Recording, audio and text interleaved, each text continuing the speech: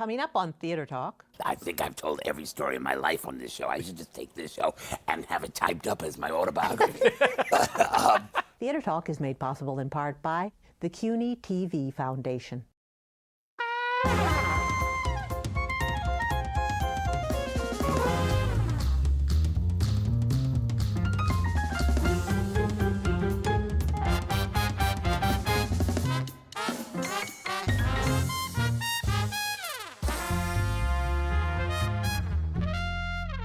Hello, everyone. I'm Casey's mom. Oh, so you're what spawned that.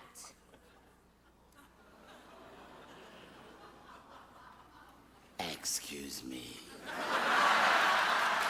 Is it live? It's live. It's live. Live on tape from New York City. It's Theater Talk with a live actor. Live. Yes. Live on TV. And who are you? I'm barely alive. Welcome to Theater Talk. I'm Michael Riedel. This is Susan Haskins and our good friend Harvey Fierstein, who is here to tell us about something that will be live. That will be live. Hairspray. Hairspray. NBC. NBC. Live. Event. December 7th. December 7th. Pearl Harbor Day.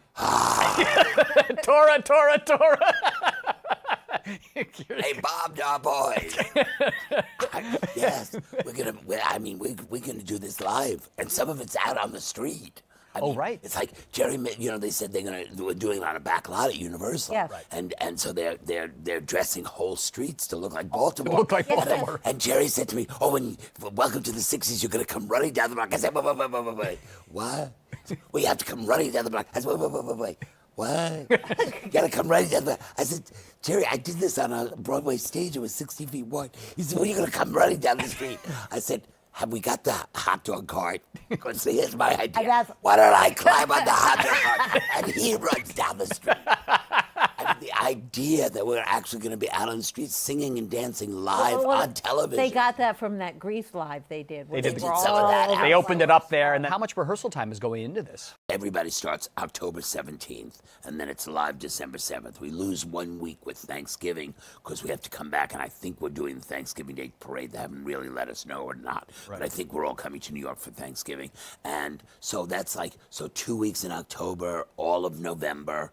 So like 8 weeks. But 1 whole week is dress rehearsals. Obviously, you got to get it down Right, of course. I mean, we're used to doing live theater, but there aren't millions of people watching that one performance. The very first performance. Billions of people, yeah. So now, Harvey, when they first announced this project, at first they said, oh, they're going to do Hairspray live, and they said that you were working on writing it. And so we all thought, well, he better be in it, but they didn't. No, they actually called me because last year I wrote The Wiz. Yeah. Right.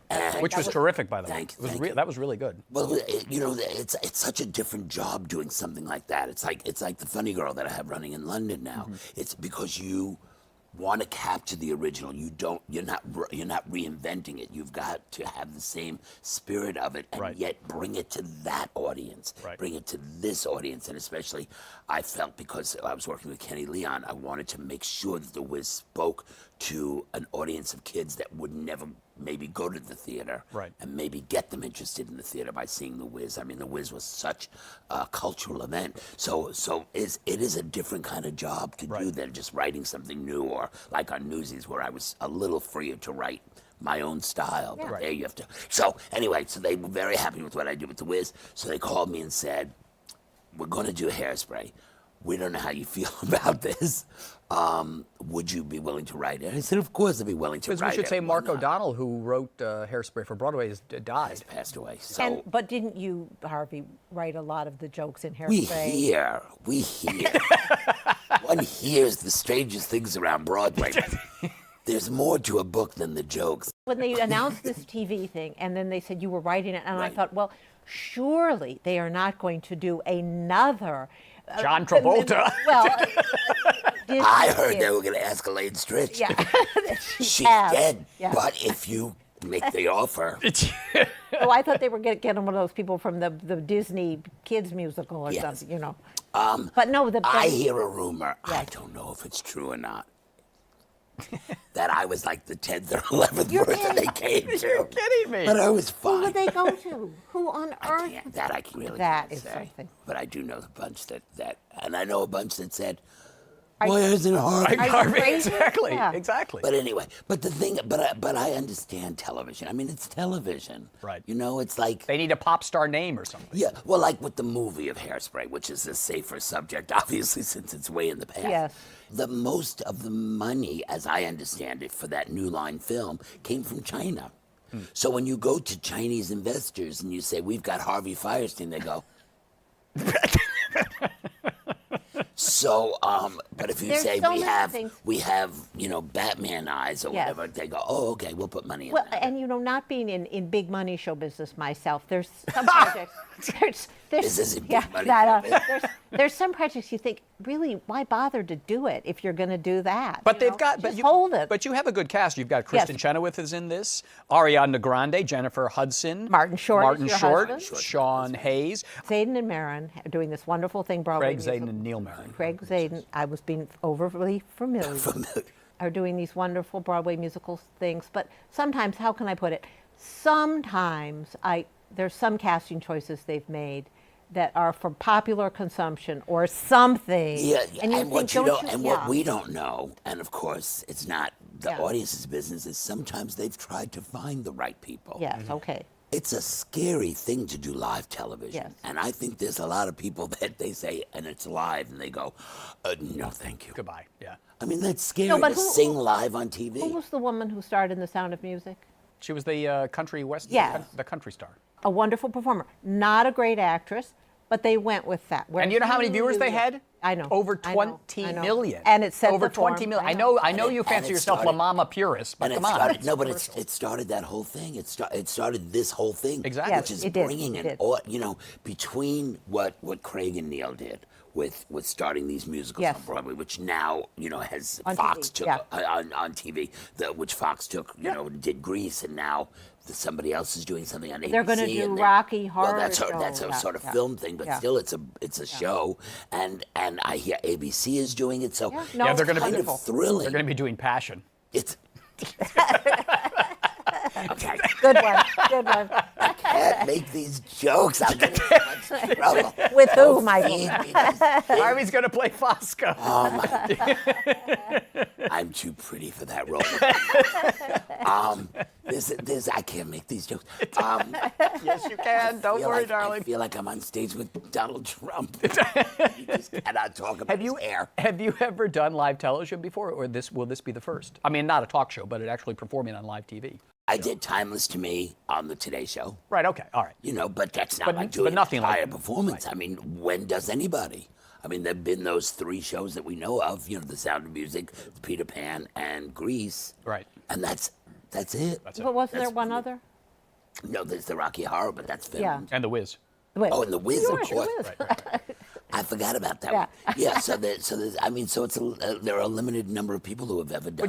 But you're a pro. Do you have any nervousness at all about it? Of course, but because you've never done it before. But I mean, that's the point of having 6 or 7 weeks of rehearsal. Right. By the time you get to that day, you've done it a billion times, and it's old hat. And also, they're going to tape the dress rehearsal, aren't they? Don't they tape the dress rehearsal? I assume they do. They I do at think the Tony Awards. I think one time something went wrong and they dumped in some dress rehearsal. Did they? That's the Well, my favorite though was Peter. I hope. Neil and Craig will let us know. Yeah, you asked them. It reminds me of that. It reminds me of that story. I think I've told every story in my life on this show. I should just take this show and have it typed up as my autobiography of Gene Barry and George Hearn. I love that. And the singing "Song in the Sand." Yeah. And so Gene Barry's, remember that little song, "Afternoon Fall, Afternoon We Met." The concertina played. What was that song? It's strange to recall. Odd what we forget. He played. And George Hearn leaned across the table and said, "La, da da da, da da da, da da da, da da da." Speaking of that, what was that first preview? Because you wrote the book to La Cage aux Folles, and now, of course, what's the big deal? A gay show, who cares? But let's go back to Boston in what? early 80s, right? 1982. And you're about to open a show where two men, did they kiss in the show? I don't remember. No, Arthur wouldn't let them kiss. He wouldn't even let them hold hands. Really? No, he wouldn't even let them hold hands. Why? Because Arthur. He was Arthur. Well, no, but why? He came more and more out the older he got, but Oh. they did not kiss in the show. But was there a moment where you realized, oh my God, what are we doing? We're doing a show where it's about two. No, openly- we had all kinds of moments like that, but no, the great opening moment of La Cage aux Folles, first preview, was the orchestra's playing and it had David sets and the curtain went up and you saw these two buildings and the buildings part like this and La Cage comes down stage, Right. the building comes down stage and so they're playing this overture and Jerry and Arthur and I were all so excited. Da da da da da da da da da da da da da da da da da da da it's like da da da da da da da it fell over. Oh my gosh, they fell It over. just fell over flat on the stage. End of the show for a little while. Curtain came down. And how- 5 minutes later, we started again. So now, Harvey, I'm looking back to when you started in Hairspray, 2002. Well, we started. Yeah, no, I mean, we did previews. We did a couple of workshops and stuff like Yeah, that. yeah. So really, 2000. Right. Right. Seattle, you started in Who Seattle. right? approached you with that idea? They had already written part of Act One. Rob Marshall was directing. Mark Shaman and Scott Whitman had written the score. The book was being written by Mark O'Donnell. Margot was producing. Those were the pieces. Did they that all were have you in place. mind? They did not have me in mind, and in fact, Bernie Telsey would not let me audition. Why? He said, Harvey can't do this. We don't want to see Harvey. And they kept pushing and pushing. My manager, Richie Jackson, kept pushing and pushing, and they wouldn't see me. And Richie finally called Mark and said, Mark, Harvey wants to come in and audition. She said, well, of course he should come in and audition. How ridiculous. So I came in and I auditioned. I wonder who and they got thought should do it. It was so funny because I mean all my early shows at La Mama were all musicals, Right.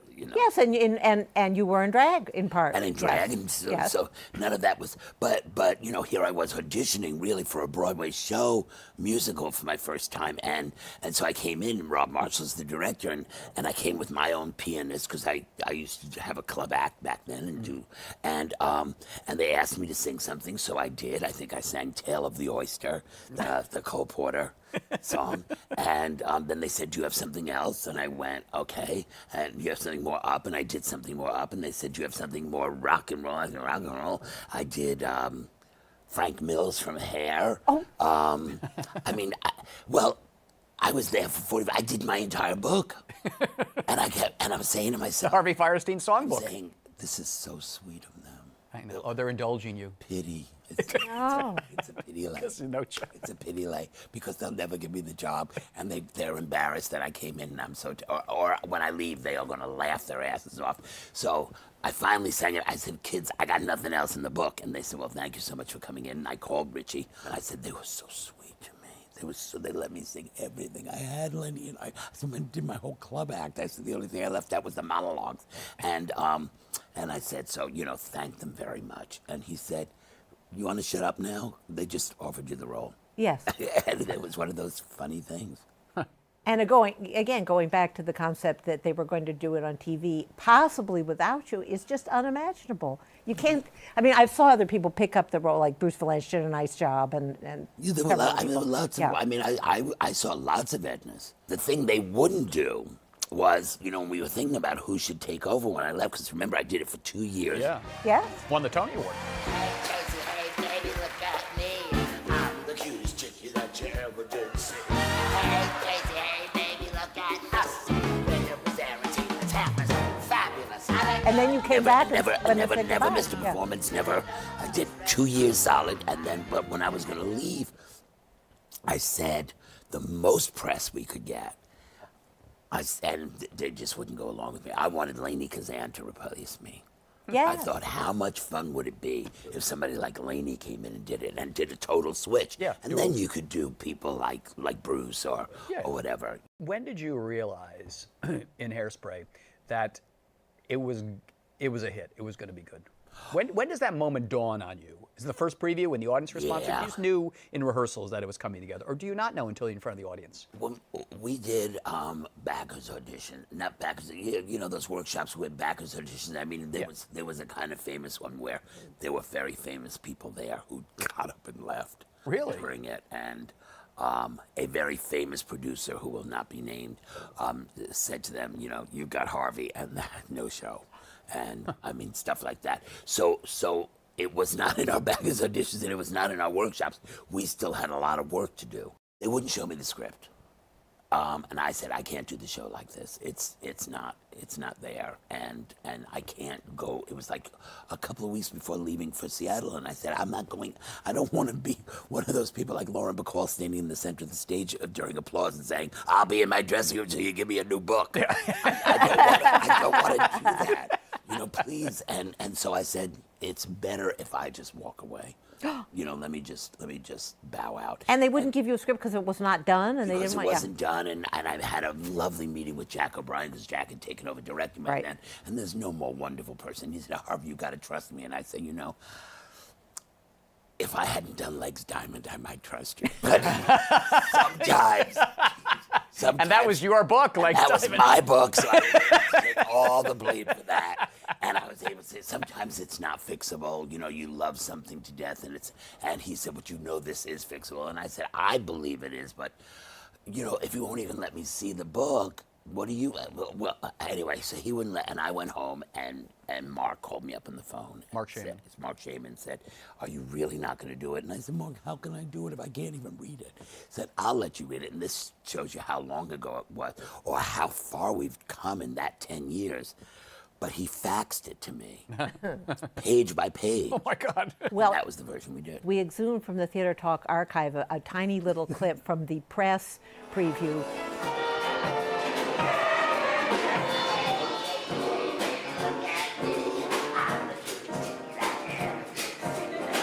So this was May before you opened, because you opened in August, right?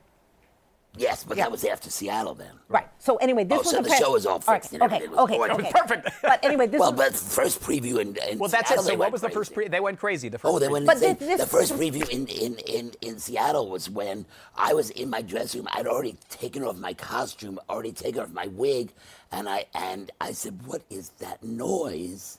And the audience was stomping, still in the house stomping for me to come back out. It was one of those magical moments that you never think it will ever happen in your life. I will never forget that feeling. They said, Harvey, you've got to go back out there. The audience won't leave. It was a lot of the audience was the Seattle Men's Chorus. Oh, yeah.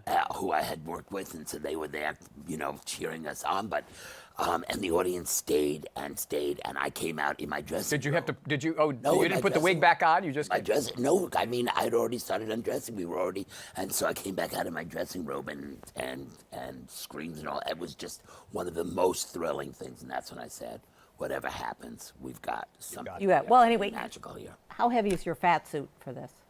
Your TV fat suit. I'll show you pictures that you can take a shot of and put maybe I don't know what we'll figure out. 'Cause I'm seeing these promos. I just took I'm just doing costume fittings, so I actually took photographs in nothing but the fat stuff, which is different this time because it's not designed by William Ivy Long, somebody else is designing, but the breasts are still the same. So the breasts are about 8 pounds each. Right. Each bun is about 5 pounds. I You would look say. enormous. My No, because you do not. And then on the TV promo that got you now, I thought, whoa, that's a heavy fat suit. yeah, it's it's the magic of television. It's the magic of television. Are Mark and Scott writing any new songs for it, or is it? Are you doing the score? What I did was we're much closer to the Broadway show than the film version was. Right. This, you know, that was what they wanted. That's what I wanted. That's what Neil and Craig wanted. That's what Kenny wanted. We did take out the Madison dance that was in the Broadway show and used the song from the movie. Mm-hmm. And there's a song that's the end titles of the movie that we're using as the end title as our sort of bow thing. You know, my favorite for moment in this show. Hairspray is Timeless to Me. That was always my favorite number. Well, thank you. Because it was always, Hairspray was pitched on such a fun, high level. And then you go right down to this wonderful couple together, Right. and that great old Shaman Whitman song, which is kind of a throwback to another And era. we're doing it, and we're doing it on the street. We're doing it. Wilbur's going to be out on the street working on that invention thing, and Oh, right. I'll be on the phone with Mr. Pinky, So and then come down. that's to the Martin street. Short. Yeah, Martin and I will do it out on the street, and then the neighbors will be hanging out the windows watching us. Doing Timeless to Me. Yeah. In like an old-fashioned, the very old-fashioned movie romantic scene on the street. Yeah, but hopefully, I mean, I don't want to lose that intimacy. of the two of us. Yeah. And, and obviously a camera can do that because a camera can come right in and really give you that intimacy. So it's not as much to worry about. But, Marty's so funny and so alive and so just the idea, like when I was typing the script and I was thinking of Marty doing it, and I have that line, "Oh, Will, but stop, you're the funny one," and I said it's going to be so lovely saying that to him. Yeah. What's better than Marty Short? Is there, if Marty Short were improvising, not in that live thing, but in rehearsals, would that ever work its way in, or that would, you don't know? Kenny doesn't. Kenny's very organic. I mean, I watched him work on The Wiz. He's so gentle. He's so loving. He's so real. And even on The Wiz, it was always about keeping it real, and it was always and it's because as he says, this isn't theater. Right. This is not theater. This is not movies. Now, if this Something in between. and if this works, if Hairspray works, and I think it will in a big way, is there any chance you can convince Craig and Neil to do the live version of Legs Diamond? We've discussed it. And once again, I said, make Peter the offer. You never know. It all depends. But seriously- somebody wanted to put it on recently. Really? And I read it again. Yeah. To just see if I could do anything. Anything to it? fix Is it fixable, Legs Diamond? No, it was such a terrible idea to start with. It was just, and then we tried. Everything that could have gone wrong with that show did go wrong, but conceptually, we never did the show that was conceived. I mean, they came to me after the show had already been, then there was no show, and the director of it, Alan Ackerman, said to me, here's the idea. We've got Peter Allen.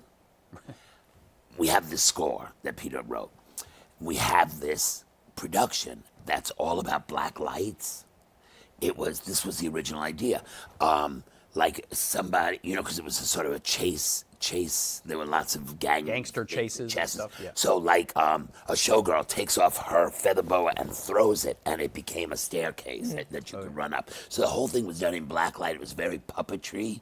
So I wrote it that way. I wrote the whole thing with chases and things like that. And then they did a workshop and decided they didn't like the way it looked. Everything was too dark. The audience would be asleep with everything in black light. And so we were stuck with a show that it was like doing Cats with everybody dressed in 1940s suits. But you had the great lines. I think it was John Wilner, who was the ad man on it. He told me, I think I put it in my book. He said, the second preview, Harvey was in the lobby at the intermission. He said, it's getting better. Only 150 people left tonight. We used to stand outside behind the colonnade of the theater and watch the people leave. And one woman just turned to me and said, Harvey. Not that way for Hairspray. But wait, you'll never get this on TV because it's too long. But Jimmy just died. Yeah, Jimmy Niederlander, who produced it. Who produced it, and I loved him so much. Yeah. I adored him, and he wouldn't hear of letting Peter go. Because Larry Kurt was his standby, and Larry Kurt did a dress rehearsal, because you had to do a put-in, and the whole show was 3,000 times better. I'm sorry, Pete, I'm sorry. But it was so much better with Larry. But anyway, so I could not get Peter entrance applause. I mean, here's the star of the show, the whole reason you're doing the show, and the audience couldn't care less. Yeah. So it's like, what are we going to do? What are we going to do? So he came up with, we're going to write this new number. And Peter wrote the number. When I Get My Name in Lights. which became the big Hugh right. Jackman song. Right, Exactly. right. Well, 6 of the songs from Boy from Oz Were from Legs Diamond. Yeah, so there would have been no Boy from Oz were it not for Legs Diamond. So he wrote When I Get My Name in Lights, and we built this huge electric sign that said Legs Diamond with real girls on it and phony girls on it and him riding in, and the curtain comes up and the music's playing and he rides in on this 20-foot electric sign, When I Get My Name in Lights, and the audience didn't applaud. And Charlene Niederlander turned to me and went, I could have had a bracelet. And that's showbiz, baby. All right. All right. Harvey Fierstein is going to be starring as Edna in Live, Hairspray Live, December 7th. and I better know my lines because I wrote it. He finally takes the credit. All right, Harvey, we'll be watching. No, I wrote the script. The Adaptation. Oh, the TV. Right. And I'm going to have a viewing party in my apartment. We'll be cheering you on. Can I come? Right. You're my guest. Thank you very much, Harvey Fierstein. Thank you. A pleasure as Thank always. you.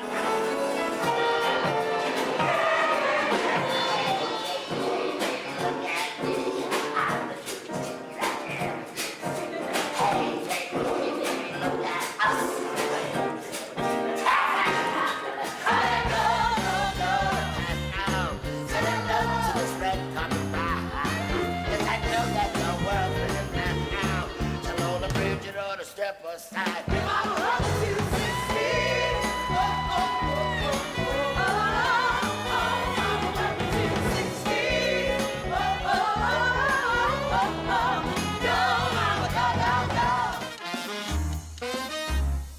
Our thanks to the Friends of Theater Talk for their significant contribution to this production. Theater Talk is made possible in part by the Frederick Lowe Foundation, the Corey and Bob Dinelli Charitable Fund, the Noel Coward Foundation, Carrie J. Fries, the Dorothy Strelson Foundation, and the New York City Department of Cultural Affairs. We welcome your questions or comments for Theater Talk. Thank you